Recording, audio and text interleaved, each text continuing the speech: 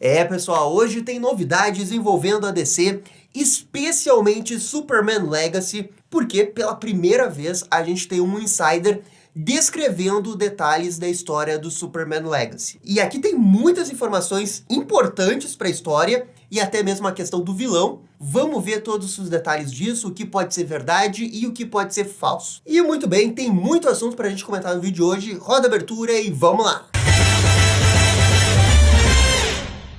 E pessoal, só antes da gente começar o vídeo, já vai deixando aquele bate-like, aquele bate-comentário, que isso ajuda demais aqui o canal. Muito obrigado para todo mundo que faz isso. Dado o nosso recado, vamos falar então de Superman Legacy. Essa informação vem do insider Viewer Unknown, e ele é um insider bem importante com alguns contatos dentro da Warner, e eu diria que ele é um insider relativamente bem confiável quando o assunto envolve filmes da Warner. E é por isso que essa descrição da história dele tem uma certa credibilidade. Agora vamos ver o que ele falou nos tweets dele. Ouvi algumas coisas sobre Superman Legacy. Eu confio na fonte, mas sabe, essas coisas são sempre confusas. Nessa primeira parte já tem essa informação que ele está recebendo a informação de uma fonte, e que é uma fonte confiável, só que não tem como ele garantir que essa história está certa, porque ainda falta muito para o filme ser filmado, talvez ele tenha recebido uma informação que tenha se modificado. Ele coloca a mão no fogo, mas ele também não tem certeza se realmente isso vai se confirmar. Ele diz assim, ó, o Superman vai estar no início de sua carreira, e não é amplamente conhecido. Sua grande revelação pública acontece no Oriente Médio, onde terroristas se apoderaram da tecnologia kryptoniana. E aqui nessa primeira parte da descrição da história, tem algumas coisas que provavelmente são verdades. Esse negócio de que o Superman está no início de carreira foi confirmado pelo próprio James Gunn. Só que aqui ele também dá uma informação nova. O Superman não é amplamente conhecido. E se você parar para pensar, isso até que faz um pouco de sentido, porque como esse é um mundo que tem muitos super-heróis, e o Superman não é o primeiro deles, faz sentido um cara que se chama Superman aparecer nesse universo e as pessoas não darem tanta bola pra ele, sabe? Eu consigo ver nesse primeiro momento, no início do filme principalmente, o Superman não ser reconhecido mundialmente por quem que ele é. Afinal, ele é só mais um super-herói levantando o braço tentando salvar o mundo no meio de tantos outros super-heróis. Agora, claro, é um filme do Superman, vai ter toda uma jornada pro Superman, e eu imagino que pro final do filme, pelas coisas que vão acontecer no filme, as pessoas vão reconhecer mais o Superman e ver o Superman como o ideal de super-herói. É o que eu acho que vai acontecer. A outra informação importante é que ele diz que a primeira grande revelação pública do Superman acontece no Oriente Médio, onde vai ter terroristas se apoderando da tecnologia kryptoniana. Esse pedaço aí da história envolvendo o Oriente Médio já existiu uma especulação de muito tempo, acho que desde abril e maio, de que a história poderia se passar no Oriente Médio, e mais especificamente num país fictício da DC, na qual o pessoal está especulando que poderia ser Bialya. Além da Bialya, a gente também tem países como Kahndaq e Markovia. Mas, de qualquer jeito, pela descrição do Insider, vai ter terroristas ali que vão se apropriar de algumas armas kryptonianas, e o Superman vai aparecer ali para deter eles. E essa seria a primeira grande aparição do Superman. E assim, ó, esse é um dos pedaços que eu já acho que é um pouco estranho. Por exemplo, esse negócio de que a primeira aparição pública do Superman vai ser, nesse caso, envolvendo os terroristas. Tipo assim, a primeira aparição pública do Superman não vai ser em Metrópolis? Eles vão mudar isso? Além disso, é um Superman que tá no ano 2. Ele com certeza já teve outras aparições públicas. Agora, o que talvez ele queira dizer com isso é que essa seja a grande aparição, né, mundial para o Superman. Porque se o Superman age naquele conflito, talvez ele não seja só notícia do planeta diário, e sim, né, mundial. E isso eu consigo ver. Mas ser a primeira aparição pública do Superman não faz sentido. E claro, tem toda essa questão que o pontapé inicial da história vai se passar nesse país no Oriente Médio. E a gente tem o nosso contexto real e tem todo um bom senso de não querer fazer um filme comercial blockbuster em cima disso. Mas assim, eu só acho que tem que ver o significado geral da história e o impacto que isso realmente vai ter. Se for só um país fictício ali que aparece um negócio ali e acaba em 2 minutos e isso impacta muito pouco na história, beleza. Agora, esse conflito aí envolvendo as armas kryptonianas também pode ter toda uma mensagem por trás, tal qual teve no Esquadrão Suicida do James Gunn. Então, não tem como saber exatamente agora qual que é o cenário ideal. Eu acho que a questão principal é que se tiver mesmo esse país no Oriente Médio, mesmo sendo fictício, O mais importante é o que você vai dizer, a mensagem geral do que você vai dizer. E talvez por isso precise ter mais informações para tirar qualquer tipo de conclusão. No jeito que está escrito na descrição aqui do Insider, me parece algo que você poderia substituir para qualquer outro país, sem que tenha um impacto muito grande na história. Mas vamos ver o que vai acontecer. Beleza, agora vamos para o segundo tweet dele, que ele fala mais informações sobre o Superman. Amanda Waller e Sam Lane, o pai da Lois Lane, enviam a autoridade para investigar, pois eles acreditam que o Superman é o responsável por aquelas armas kryptonianas. E aqui é o primeiro ponto que eu não gostei muito, e eu realmente torço que essa descrição não seja exatamente como eles estão escrevendo aqui. Porque assim, ó, Amanda Waller e Sam Lane enviar a autoridade para investigar as armas kryptonianas porque eles acham que o Superman tem alguma relação com isso, assim, eu acho realmente muito estranho. Porque a autoridade, cara, é um grupo reconhecido por ser um grupo que não responde a ninguém. Você vai pegar ali a primeira edição e você vai aprender isso, que eles não querem responder a ONU, eles não querem responder o Exército dos Estados Unidos, eles não querem responder ninguém. Porque dentro daquele universo lá da Wild Story aconteceu um monte de coisa, um monte de gente morreu e os caras ficaram cansados disso e criaram seu próprio grupo. Porque realmente, assim, ó, não faz o menor sentido a Amanda Waller, junto com o pai da Lois Lane, que é do Exército dos Estados Unidos, né, terem o comando da autoridade. Já pegou mal com o negócio da Sociedade da Justiça sendo mandada pela Amanda Waller, lá no Adão Negro. E agora eles foram na 10ª potência, pegaram a autoridade, o único grupo do planeta Terra que jamais iria ter alguém mandando informações e briefings do que tem que fazer em missões Black Ops em outros países.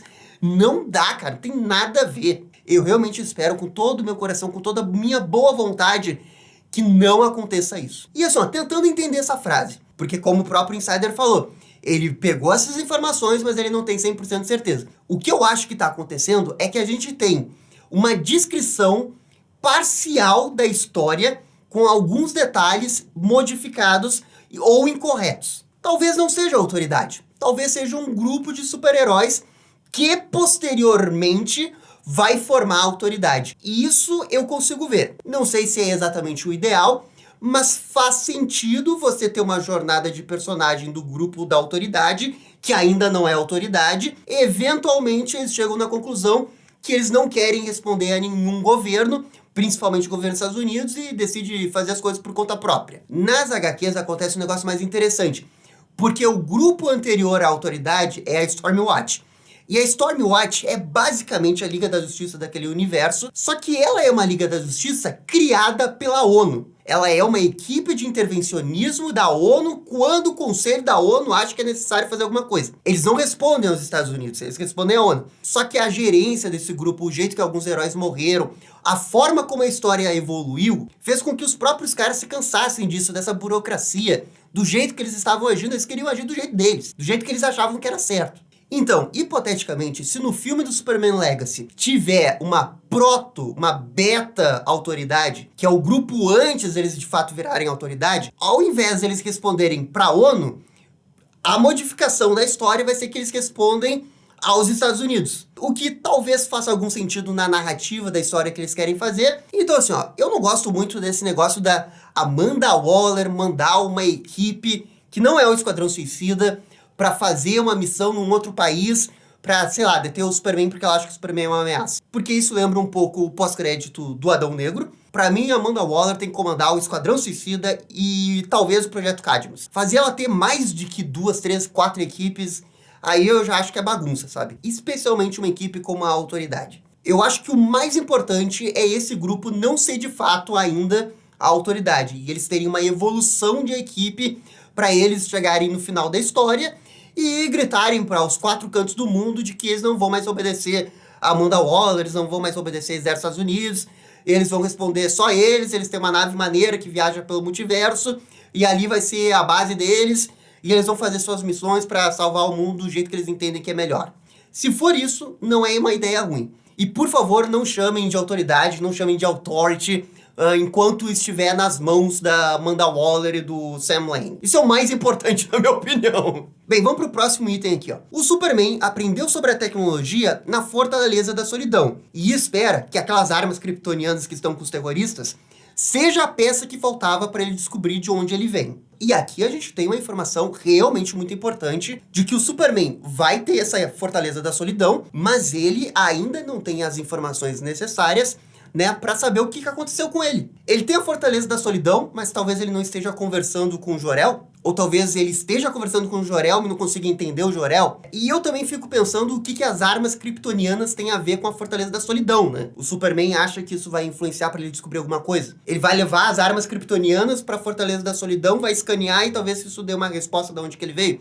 Beleza, não é muito comum, mas pode ser isso. De uma forma bem superficial, isso lembra um pouco a história do Minhas Aventuras com o Superman. Porque o Superman tinha a fortaleza da solidão, que era aquele holograma diferente lá, e o Jor-El, ele falava numa outra língua, e o Superman não conseguia entender. E vejam só, também tinha Amanda Waller com Sam Lane mandando uma equipe. Só que nesse caso era o Esquadrão Suicida, fazia muito mais sentido. E todo esse pedaço aqui envolvendo Fortaleza da Solidão, eu acho que é bem real. Até porque o filme se chama Superman Legacy. Pro filme se chamar Legado, tem que ter alguma coisa envolvendo a herança, né, kryptoniana ou a herança humana do Superman, ou talvez as duas coisas. E faz sentido você pensar que o Superman está tentando buscar as suas origens, para daí, eventualmente, ele chegar na conclusão de que ele pertence à Terra, não só kryptoniano, ele é as duas coisas, kryptoniano e humano. E isso eu consigo ver, e esse negócio dele entender a herança kryptoniana com a herança humana é a típica jornada do Superman na origem dele.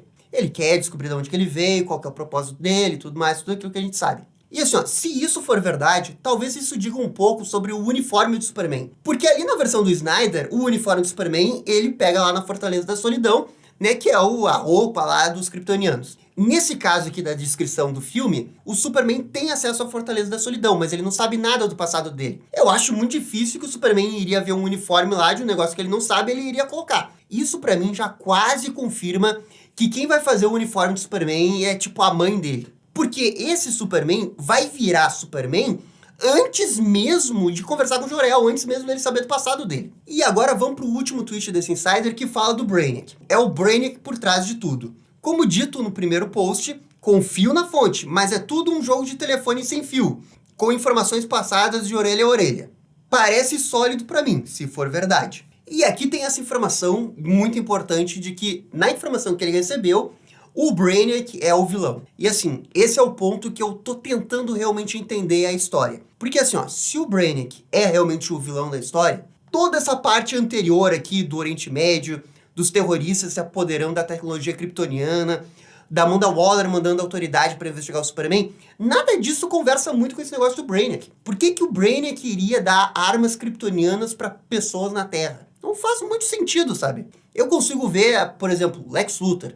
O Lex Luthor me parece um cara que poderia fornecer armas para terroristas. Ok, isso eu poderia comprar. Agora, o Brainiac, eu acho que não tem nada a ver. O Brainiac é aquele cara que tem uma nave no formato do rosto dele, um ego de robô gigante, que invade até para fazer um souvenir num pote, velho. O interesse dele é o conhecimento. O que tem a ver ele dar as armas ali? Não consigo ver, para mim não tem nada a ver. Essa é a parte do tweet que eu não acredito mais nada do que tá escrito aqui. A não ser que seja uma outra versão completamente diferente do Brainiac. Sei lá, o Brainiac caiu na Terra 500 anos atrás, ele tá se remontando aos poucos. Talvez aí tenha uma justificativa do Brainiac dar armas kryptonianas para pessoas de verdade, mas eu não consigo ver. Se depois de eu ler tudo isso tivesse assim, ó, o Lex Luthor é o cara por trás de tudo, pô, aí sim, isso eu acho bem bom, bem legal. Até o Darkseid teria mais a ver do que o Brainiac, porque o Darkseid já deu armas, né, de apocalipse pra Intergang. E não me entendam mal, assim, eu acho que o Brainiac é um excelente vilão,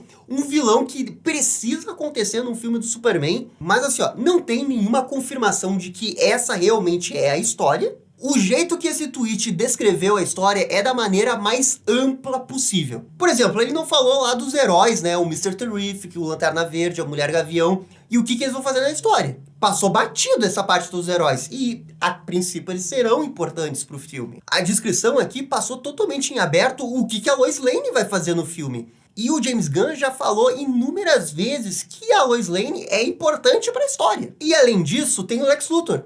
A gente sabe que tem um casting sendo feito do Lex Luthor.